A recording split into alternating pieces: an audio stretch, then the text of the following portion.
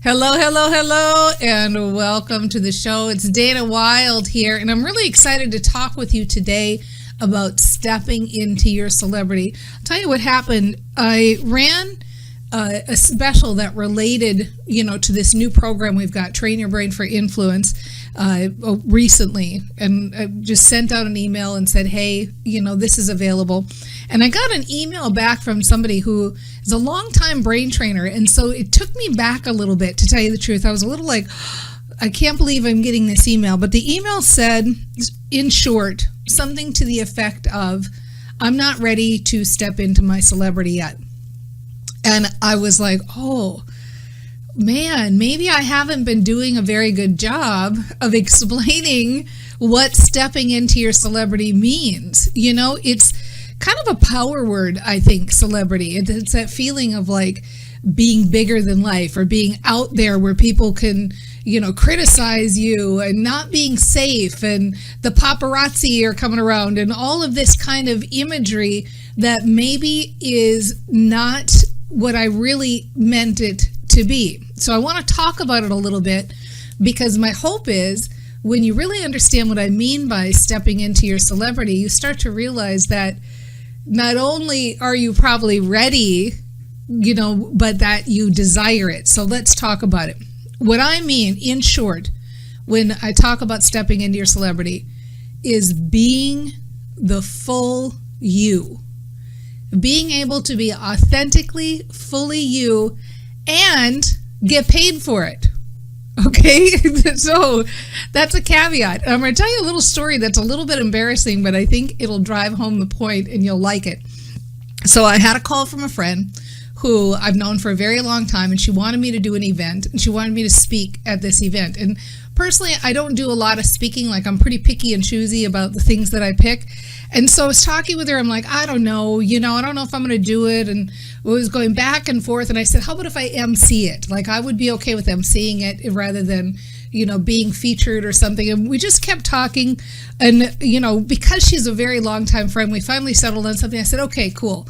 If I can just show up and be Dana Wilde, I'll do it.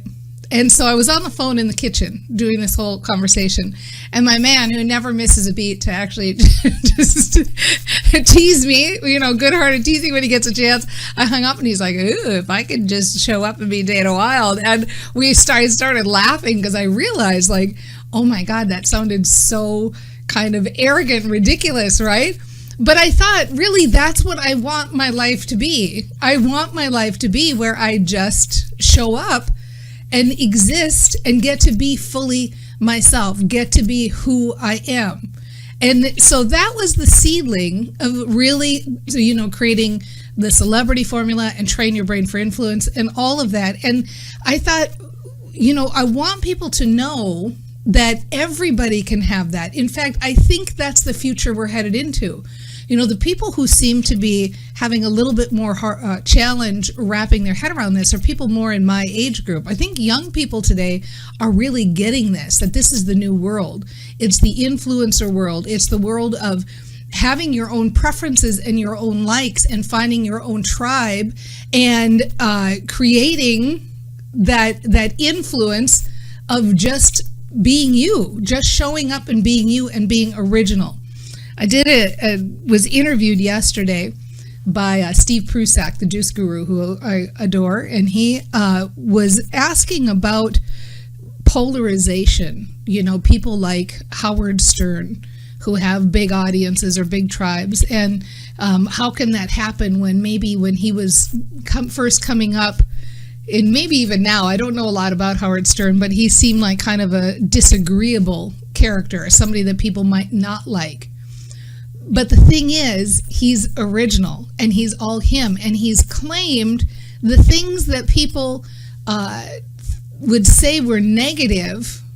He's claimed them, and he's owned them. Another one that comes to mind is Larry David, who's from Curb Your Enthusiasm. He's one of the creators of the Seinfeld show. He's somebody who, people might have said, people think, the George Costanza character, they think it's kind of based on Larry David. They'd say, like, he's, kind of not likable. But the thing is, he's claimed it and he owns it and he makes fun of himself and he knows who he is and he's got a viewpoint. And so it's a bit like that. It's a bit like for each and every one of you, and myself included, we all have things about ourselves that we like. We all have things about ourselves that we know we do exceptionally well. And we all have things about ourselves that we don't like. And where most of the world is telling you, fix these things. You need to fix this. You can't be successful unless get over that procrastination, get over that disorganization, quit being so shy. You can't be an introvert and be successful. You can't be not techie. The whole world, the business world, the external world, most of the peanut gallery is telling us that we have to change or fix things in order to be successful. And I am here to tell you, you don't have to change a thing. In fact, quite the opposite. Embrace things. Embrace who you are. Accentuate the negative. If you have something that you think is holding you back, that's the thing that is actually all you. It makes you special. It makes you different from the crowd. I use the example for myself.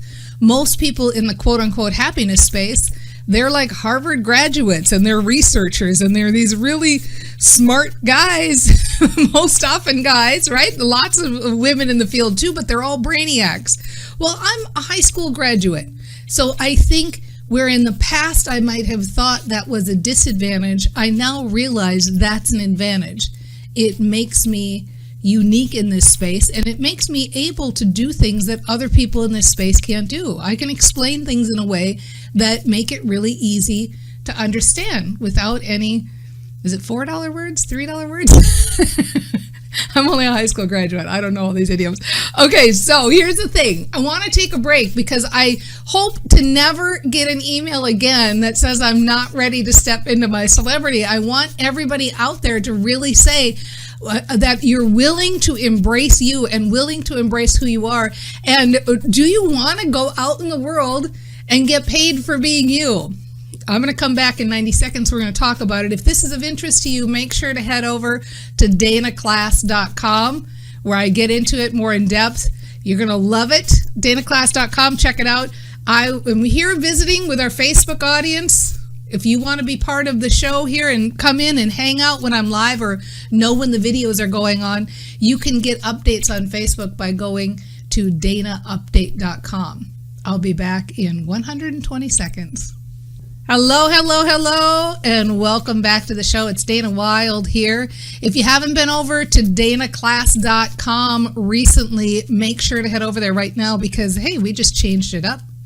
You want to see the latest and greatest and newest thing? I know you do. Head on over there, danaclass.com. So we have been talking about celebrity and what it means to step into your celebrity. And maybe the course would have been better named, or my message would have been better named to say, be authentically you, or something like that. But I really felt like when I was first talking about this, and I've got, it's kind of a, I don't know if it's a gift. I would think a lot of people have it, but it's hard to say. But when I see people, I tend to see them in their wholeness and in their, almost like their potentiality.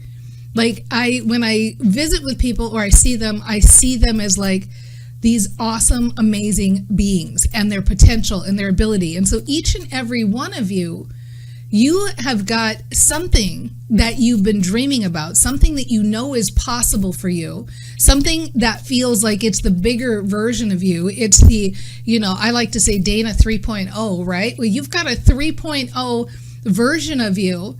And stepping into your celebrity means stepping into that, really feeling comfortable with who you are, embracing who you are, and being yourself, being able to just be yourself and be relaxed and feel like you're enough.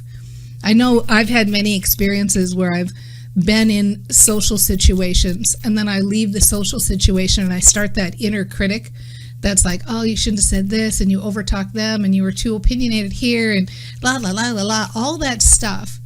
Well, that's the thinking that is nice if you can let it go away. If you can, at the very least, bust yourself when you have it and say, you know what?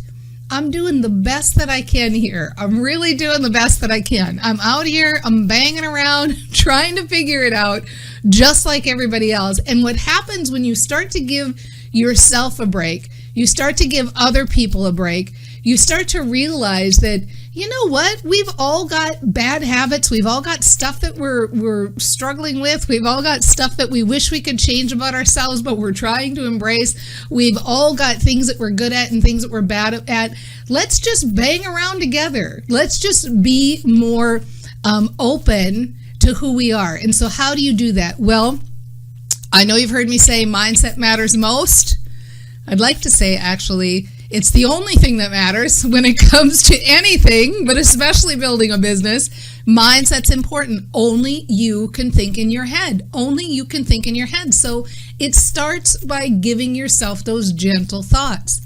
You know, the person who wrote me the email, if I could have really said exactly what I wanted to say to her, what I would have said is, start saying to yourself, instead of I'm not ready, I'm not ready, I'm not ready, start saying to yourself, like, I'm open to this idea.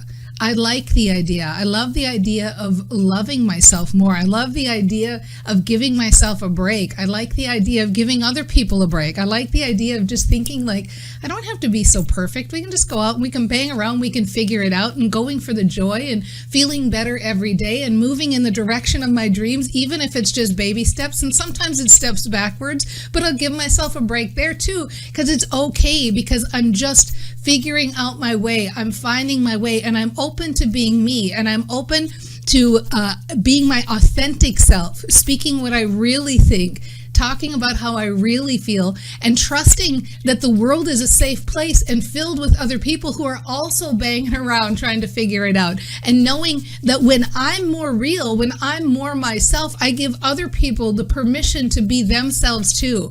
I love the idea that we're all in this together and that we're creating these spaces where we can hang out together and figure this out as we go, but having fun all the while. When you're following that joy and when you're feeling more and more like I can be truly myself, life does get richer. It gets easier. And all that crap that you used to think about before falls by the wayside, because your mind is filled with ease and flow and relaxation and openness and tolerance and fun, loving each other, having fun, having more clarity about who you are and what your space is in the world. So take those baby steps today, and by baby steps, I mean baby thoughts. Start out today with fresh eyes and open eyes. Think like a baby. You know, babies aren't self-critical, right? So start thinking like, you know what? I'm just doing the best I can. I'm just banging around here, having fun, doing the best I can, just like we all are. And we'll see you next time on The Mind Aware. Bye, everybody. Mwah. Mwah. See you soon.